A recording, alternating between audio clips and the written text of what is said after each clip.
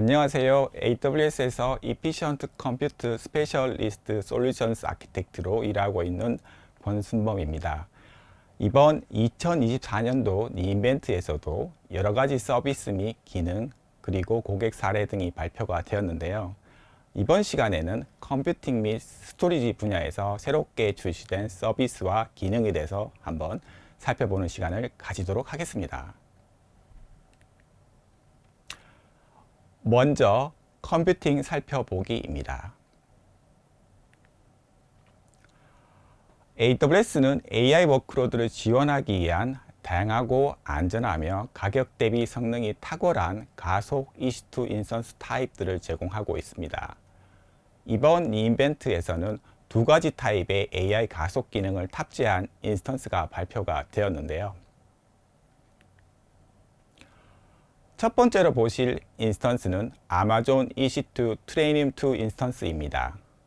16개의 AWS 트레이닝2 칩으로 구동이 되는 인스턴스로 생성형 AI용으로 특별히 제작되었으며 수천억에서 수조 개 이상의 매개 변수를 가진 모델을 훈련하고 배포하기 위한 가장 강력한 인스턴스입니다. GPU 기반의 P5e 및 P5en 인스턴스보다 30에서 40% 나은 가격대 성능을 제공합니다. 트레이닝2 인스턴스를 사용하면 비용을 절감하면서도 최첨단 모델을 학습 및 추론할 수 있는 성능을 얻을 수 있고 LLM, 멀티모달 모델, 디퓨전 트랜스포머를 포함한 다양한 모델을 트레이닝하고 배포하여 차세대의 생성형 AI 애플리케이션을 빠르게 구축할 수 있습니다. 사이즈가 큰 최첨단 모델에 대해 훈련 시간을 줄이고 획기적인 응답 시간을 제공하려면 단일 인스턴스보다 더 많은 컴퓨팅과 메모리가 필요할 수 있습니다. 트레이닝2 울트라 서버는 칩 간의 상호 연결인 유론 링크를 통해서 4대의 트레이닝2 인스턴스에 걸쳐 총 64개의 트레이닝2 칩을 연결하고 있고 컴퓨팅, 메모리 및 네트워크 대역폭을 4배로 늘려서 딥러닝 및 생성형 AI를 위한 획기적인 성능을 제공합니다. 울트라 서버는 모델 병렬 학습을 위한 노드 간의 빠른 통신 기법을 제공하여 훈련 속도와 훈련 효율성을 향상시키고 업계 최고의 추론 응답 시간을 제공하여 최고의 실시간 경험을 만드는 데 도움을 줍니다. 딥러닝 및 HPC 애플리케이션을 위한 최신의 엔비디아 H200 텐서 코어 GPU로 구동이 되는 P5en 인스턴스를 발표했습니다. 이 인스턴스를 사용하면 점점 더 복잡해지는 대형 언어 모델과 디퓨전 모델을 훈련하고 배포할 수 있고 의약품 연구나 지진 분석, 일기예보 및 재무 모델링 분야에서 활용이 되는 HPC 애플리케이션을 빠르게 구동할 수 있습니다.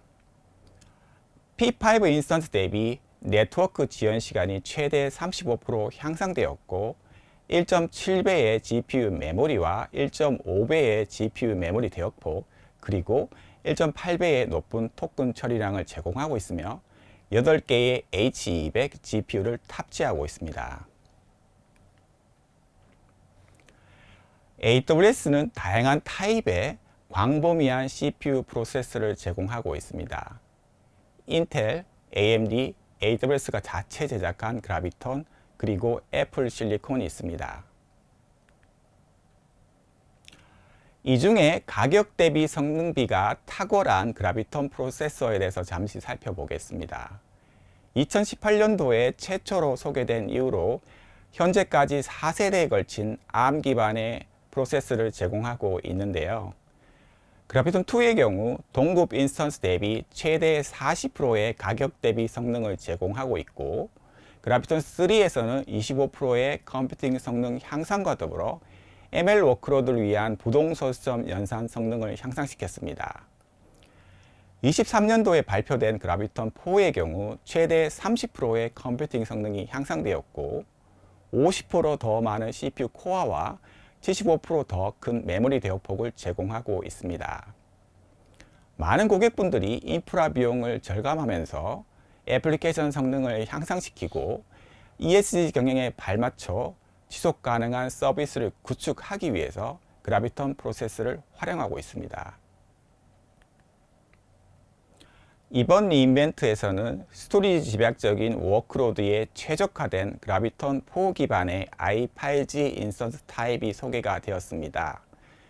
이전 세대인 i4G 인스턴스에 비해 최대 60%의 향상된 컴퓨팅 성능을 제공하는 동시에 로컬 NVMe 스토리지의 테라바이트당 최대 65%더 나은 실시간 성능을 제공하고 있습니다. 또한 최대 50%더 낮은 스토리지 I/O 지연 시간과 최대 60%더 낮은 지연 시간 변동성을 제공합니다. 인스턴스 크기의 경우 24X 라지까지 지원하고 있고 768GB 메모리와 22.5TB 인스턴스 스토리지를 제공합니다. 정형, 비정형 데이터베이스, 스트리밍 데이터베이스 및 데이터 분석과 같은 실시간 애플리케이션에 이상적입니다. 대용량 스토리지 I/O 집약적인 워크로드를 위해 설계된 i7i 인스턴스는 기존 인스턴스에 비해 최대 40% 향상된 컴퓨팅 성능과 20% 향상된 가격 성능을 제공합니다. 이 인스턴스는 클라우드에서 가장 높은 로컬 NVMe 스토리지 밀도를 가지며 65% 향상된 스토리지 성능을 제공합니다. 이전 세대 대비 2배 많은 vCPU 및 메모리를 제공하고 있고 16KB 톤 라이트 방지 기능을 통해 성능 병목 현상을 제거하였습니다. 이 인스턴스는 대규모의 랜덤 읽기, 쓰기 성능을 갖춘 빠른 로컬 스토리지가 필요한 워크로드에 이상적입니다. 최대 100GBps의 네트워크 대역폭과 60GBps의 EBS 대역폭을 제공합니다. EKS와 관련해서도 두 가지의 주요 기능이 발표가 되었는데요. 첫 번째 기능이 바로 하이브리드 노드입니다. 기존의 온프라미스에서 쿠버네티스를 운영하기 위해서 AWS 아웃포스트를 활용하거나 아마존 EKS 애니웨어를 활용하였습니다. 아웃포스트의 경우 전용 하드웨어 장비를 구매해야 했었고 EKS 애니웨어의 경우에는 별도로 클러스터를 구성해야 했기 때문에 통합적인 운영 관리에 어려움이 존재하였습니다. 이제 EKS 하이브리드 노드 기능을 활용함으로써 온프라미스 및 엣지 인프라를 아마존 EKS의 노드로 추가하여 통합 관리할 수 있게 되었습니다. 동일한 EKS 콘솔 기능 및 내장된 AWS 통합 도구를 활용하여 운영을 간소화하고 클러스터를 통합 관리함으로써 관리 부담과 비용을 줄입니다. 애플리케이션의 경우 AWS 클라우드의 노드 또는 온프라미스 노드에서 워크로드를 실행할 수 있게 되었습니다. 이해를 돕기 위해서 아키텍처 그림을 하나 가져와 보았습니다.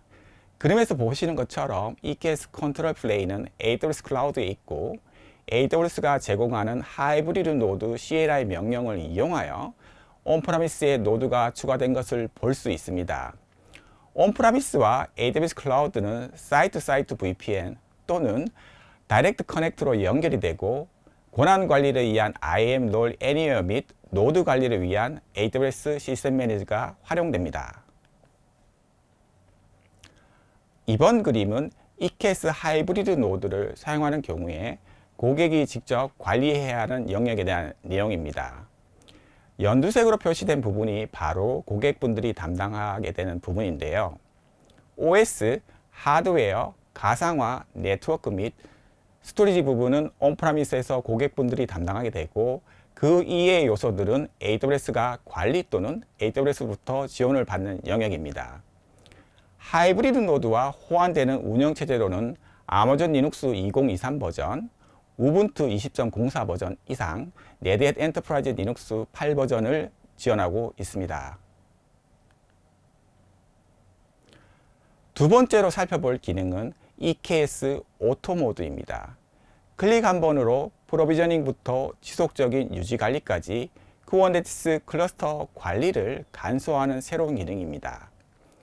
EKS 오토 모드는 프로덕션 환경에서 쿠버네티스 클러스터를 쉽게 실행하기 위한 주요 혁신일 뿐만 아니라 쿠버네티스가 클라우드에서 작동하는 방식에 대한 AWS만의 방향성 및 비전이기도 합니다. EKS 오토 모드는 파드 네트워킹, 서비스 디스커버리, 노드 밸런싱 등 워크로드를 실행하는 데 필요한 완전히 자동화된 기능을 제공합니다. 애플리케이션에 대한 최적의 컴퓨팅을 자동으로 선택하여 프로비저닝하고 필요시에 리소스를 동적으로 확장하고 지속적으로 클러스터를 최적화하여 비용을 절감하는 동시에 더 높은 성능을 제공합니다. EKS 오토 모드는 또한 클러스터의 핵심 기능과 노드 패치를 자동화하여 운영 작업을 단순화합니다. 기존에는 클러스터의 EC2 인스턴스 및 클러스터의 기능 영역까지 고객분들이 관리해야 했습니다. 이 중에는 스토리지 드라이버를 관리 및 설정을 한다거나 ELB를 설정하고 오토 스케일링을 설정하는 등의 작업이 포함이 되어 있었는데요. EKS 오토 모드를 사용함으로써 이제 고객은 애플리케이션 컨테이너와 VPC, 클러스터의 설정 및 애드온 정도만 관리하게 됩니다. 나머지 부분들은 EKS 오토 모드가 자동으로 관리하게 되고 더불어 AWS 보안 서비스와 통합되어 있기 때문에 고객은 쿠버네티스에 대한 전문 지식이 없이도 클러스터 관리를 자동화할 수 있습니다. 이번 리인벤트에서는 아마존 일라스틱 VM웨어 서비스, 줄여서 EVS 서비스의 프리뷰도 발표가 되었습니다. EVS는 VM웨어 워크로드를 고객 VPC 내에서 실행할 수 있는 네이티브 AWS 서비스입니다. VM웨어 클라우드 파운데이션 라이센스 이동 권한을 활용하여 AWS의 다른 애플리케이션과 함께 VM웨어 기반 워크로드를 실행할 수 있습니다. 배포를 단순화하고 즉시 사용 가능한 VCF 환경을 제공하므로 온프라미스에서 사용하는 것과 동일한 아키텍처와 구성을 사용할 수 있습니다. 단 몇 시간 만에 완전한 VCF 환경을 설정하여 AWS로 애플리케이션을 이동할 수 있습니다. 아마존 EVS의 특징입니다. 콘솔, API 및 클라우드 빌더를 통한 자동화된 프로비저닝 기능을 제공하고 있고 베어메탈 서버 기반으로 동작을 하며 VCF 버전 5.2.1을 사용하게 됩니다. 기존에 사용하시던 어드민 툴을 모두 다 사용할 수 있고 소비, 서브스크립션 기반의 라이센스 모델을 제공합니다. VM웨어는 고객 VPC에 배포가 되며 고객이 직접 관리하거나 파트너를 통해서 관리받으실 수 있습니다. 지금까지 컴퓨팅 분야에서 새롭게 출시된 인스턴스 타입, 서비스, 기능에 대해서 살펴보았습니다. 다음으로는 박영수 솔루션스 아키텍트가 스토리지에 대해서 전달 드리도록 하겠습니다. 감사합니다. 안녕하세요. 스토리지 관련 새로운 소식을 전달할 스토리지 스페셜리스트 SA 박영수입니다. 매년 리인벤트 키노트에서는 스토리지 관련 중요한 새로운 기능들이 빠지지 않고 등장하는데요. 이번에도 마찬가지였습니다. 아마존 S3로부터 아마존 EFS까지 새로운 소식들에 대해 같이 살펴보시죠. 아마존 S3는 고객이 가장 사랑하는 AWS 스토리지 서비스 중 하나입니다. 무제한으로 확장 가능하며 내구성 또한 우수하기 때문입니다. 그래서 초기에는 이미지, 비디오, 로그, 백업과 같은 용량이 큰 비정형 데이터에 대한 저장용으로 S3가 많이 사용되었습니다. 물론 지금도 많이 사용되고 있고요. 하지만 요즘의 트렌드를 보면 분석 워크로드에서 필요로 하는 행과 열로 구성된 표 형식의 정형 데이터들을 처리하기 위한 용도로 S3를 사용하는 고객들이 폭발적으로 늘어나고 있는 추세입니다. 이미 엑사바이트 단위의 아파치 파케이 데이터가 S3에 저장되어 있고 해당 데이터에 대한 초당 1,500만 개 이상의 요청이 발생하고 있으며 매일 수백 페타바이트의 데이터가 저장이 되고 있는 것이 이를 증명해 줍니다. 특히 많은 고객들이 아이스버그라는 오픈 테이블 포맷을 사용하여 그들의 파케이 데이터를 활용하고 있는 것을 우리는 목격하였고 고객으로부터 그들이 아이스버그를 통해 분석 워크로드를 S3 위에서 돌릴 때 겪는 여러 가지 어려운 점들에 대해 들어왔습니다. 그중 첫 번째로는 데이터가 커질수록 점점 더 많은 성능이 필요해지는 것이었습니다.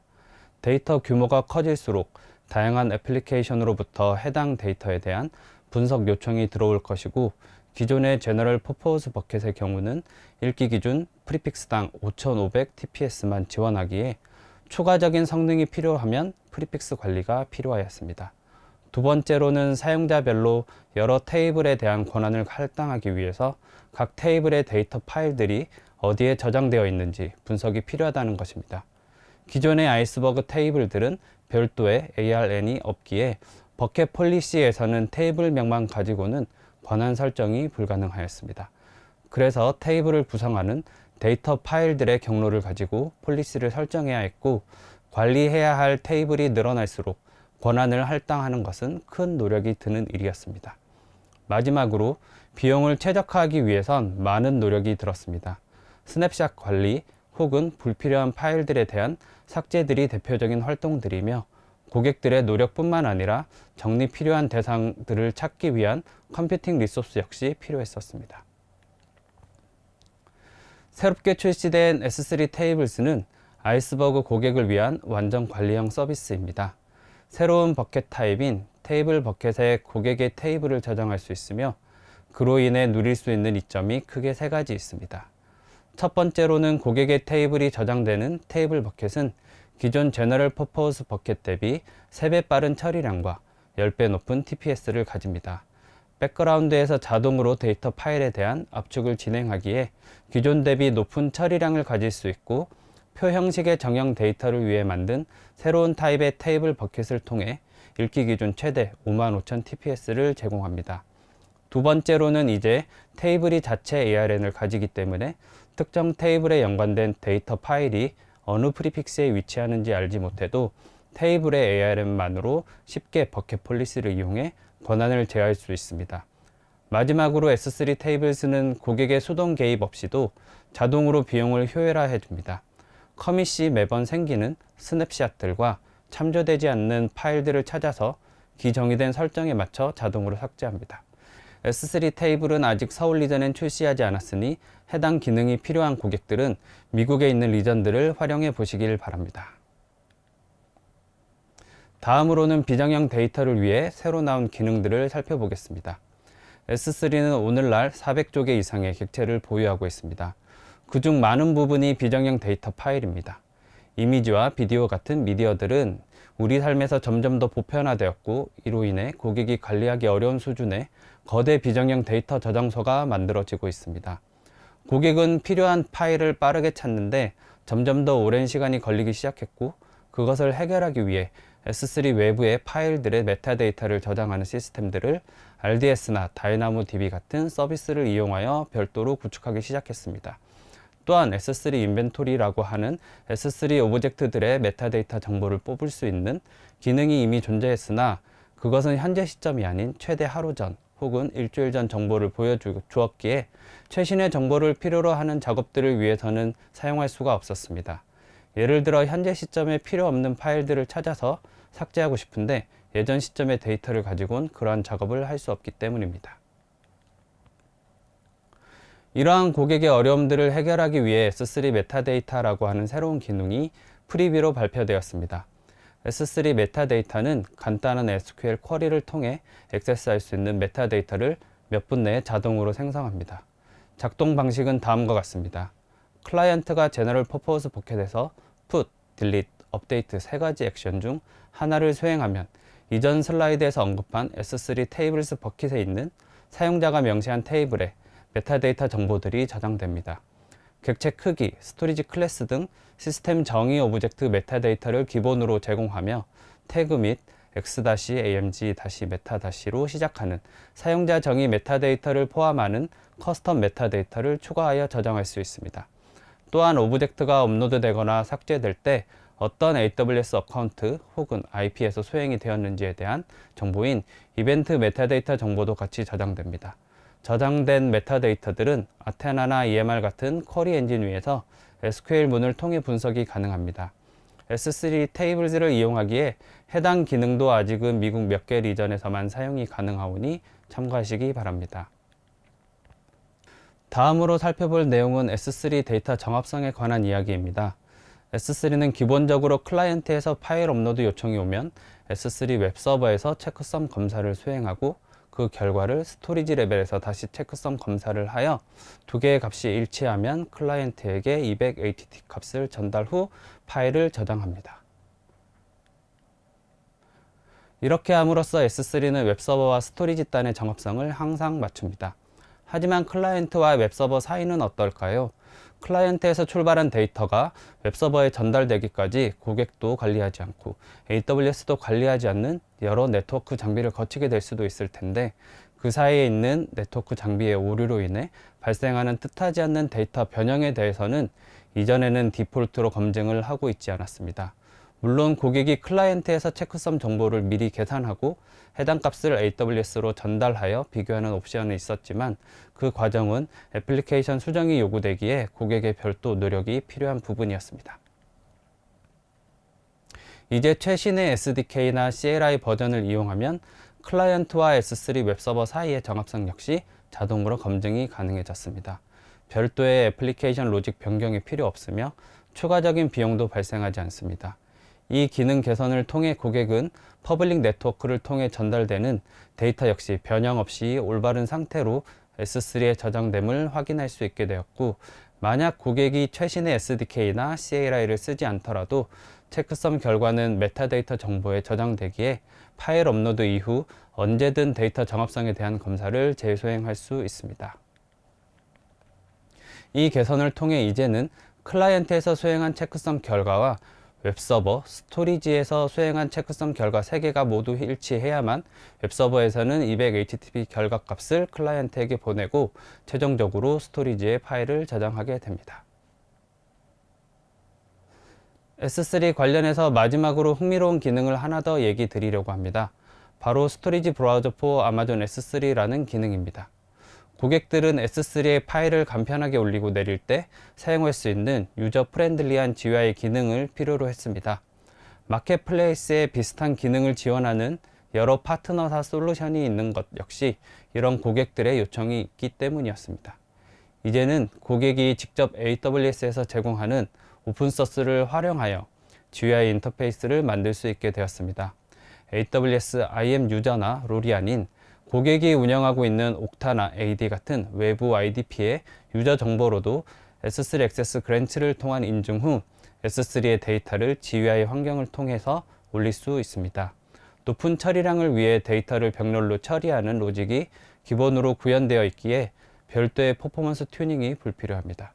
만약 오픈소스를 통해 해당 기능을 구현하는 것조차 여건이 되지 않는 고객들은 AWS 트랜스퍼 패밀리 웹앱스를 이용하면 됩니다. 트랜스퍼 패밀리 웹앱스는 스토리지 브라우저 for 아마존 S3의 완전 관리형 서비스입니다. 고객은 서비스를 위한 별도의 EC2 같은 서버 리소스가 필요 없으며 서비스를 사용한 시간만큼만 비용을 지불하면 됩니다. 하지만 트랜스퍼 패밀리 웹앱스는 아직 서울 리전을 미지원하기에 서울 리전에 GUI 환경을 구축해야 하는 고객들은 아직은 오픈소스를 이용하여 직접 스토리지 브라우저를 구축해야만 합니다. 다음으로 살펴볼 내용은 아마존 FXS4 러스터 서비스의 성능 개선 부분입니다. 이제 FXS4 러스터는 Elastic Fabric Adapter, 줄여서 EFA와 NVIDIA GPU 다이렉트를 지원합니다. EFA는 AWS에서 자체 개발한 네트워크 프로토콜인 Scalable Reliable Datagram을 사용하고 OS 커널을 바이패스할 수 있기에 높은 네트워크 처리량을 제공하는 가상의 네트워크 인터페이스입니다. TRN1 및 HPC7A와 같은 고성능 컴퓨팅 인스턴스로 구동되는 애플리케이션의 경우 EFA를 사용하여 FXS4 러스터와 통신 시 인스턴스당 더 높은 처리량을 달성할 수 있습니다. 또한 GPU 다이렉트는 CPU에 중간 관여 없이 파일 시스템과 GPU 메모리 간의 직접 데이터 전송을 활성화하여 성능을 더욱 향상시켜 줍니다. EFA와 GPU 다이렉트, 이 두 가지 기능을 통해 P5 GPU 인스턴스와 엔비디아 컴퓨트 유니파이드 디바이스 아키텍처를 사용하는 애플리케이션은 FXS4 러스터와 통신 시 클라이언트 인스턴스당 최대 1200GBps 성능을 낼 수 있게 되었습니다. 아마존 FXS4 오픈 GFS 서비스에서도 새로운 기능이 출시되었습니다. FXS4 오픈 GFS는 고성능 SSD 타입의 스토리지를 지원하여 미션 크리티컬하고 성능 집약적인 워크로드를 위한 NAS 공용 볼륨으로 사용이 되어 왔습니다. 또한 특정 시점 스냅샷, 데이터 복제, 사용자 할당량과 같은 기존 온프레미스에서 사용하던 익숙한 NAS 기능들을 사용할 수 있기에 온프레미스에서 NAS를 운영해 본 경험이 있는 고객들은 완전 관리형 클라우드 파일 시스템인 FXS 시리즈를 사용하기를 선호했습니다. 하지만 그들이 가지고 있는 대규모의 데이터들을 SSD 타입의 스토리지에 저장하기엔 너무 비용이 부담이 되었고, 그들이 가진 데이터 세트가 얼만큼 폭발적으로 증가할지 예측하기가 어려웠기에 총 용량을 정해서 사용해야 했던 FXX를 적극적으로 사용하기엔 어려움이 있었습니다. 이제 아마존 FXX 인텔리전트 티어링 스토리지 클래스를 이용하면 이 어려움들을 해결할 수 있습니다. SSD 스토리지 클래스보다 최대 85% 저렴하고 온프레미스의 기존 HDD 기반 NAS 스토리지보다 최대 20% 저렴하며 완전한 탄력성과 지능형 계층화를 제공합니다. FXX의 이 새로운 스토리지 클래스는 이제 아마존 FXS4 오픈GFS와 같이 사용할 수 있습니다. FXX 인텔리전트 티어링을 사용하면 고객은 더 이상 스토리지를 프로비저닝 하거나 관리할 필요가 없으며 데이터 액세스 패턴이 변경됨에 따라 자동으로 스토리지 비용을 최적화할 수 있습니다. 스토리지 클래스를 사용하기 위한 사전 비용이나 약정은 없으며 고객은 사용한 리소스에 대해서만 비용을 지불하면 됩니다. 아쉽게도 서울 리전은 이번 출시 대상 리전에서 제외되었으나 서울과 가까운 도쿄, 싱가포르 등이 포함되었으니 해당 리전들을 활용하여 사용해 보시기를 추천드립니다. 마지막으로 소개해드릴 기능은 아마존 EFS의 크로스 어카운트 리플리케이션입니다. 이 기능이 나오기 전에는 EFS의 데이터를 데이터 보호 측면에서 다른 계정으로 복제하고 싶어도 네이티브하게 지원을 하지 않았기에 오픈소스 복제 툴 같은 것들을 써서 복제를 하던지 AWS 백업이나 AWS 데이터 싱크 같은 서비스들의 도움을 받아야 했습니다. 그렇기에 관리가 복잡했고 복제를 위한 부가적인 리소스들이 필요했습니다. 하지만 이제 EFS에서 공식적으로 크로스 어카운트 복제를 지원합니다. 이 기능을 통해 고객은 파일 데이터의 복제본을 별도의 계정에 자동으로 보관하여 비즈니스 연속성, 다중 계정 재복구 및 규정 준수 요구사항을 충족할 수 있습니다. 특히 계정 탈취와 같은 악의적인 공격의 대응 방안으로 크로스 어카운트 복제를 사용하면 원본 계정에 접근을 할 수 없는 상황에서도 다른 계정에서 서비스를 재개할 수 있습니다. 또한 DR 사이트의 파일 시스템은 평소에는 액세스가 되지 않기 때문에 인텔리전트 티어링 정책을 설정하여 비용 최적화하는 옵션도 사용할 수 있습니다. 현재 서울 리전에서도 사용이 가능하니 EFS의 데이터 보호를 좀 더 견고히 하고 싶은 고객분들은 한번 고려해 보시길 바랍니다. 제가 준비한 내용은 여기까지입니다. 설문조사에 응해 주시면 감사하겠습니다. 지금까지 경청해 주셔서 감사합니다.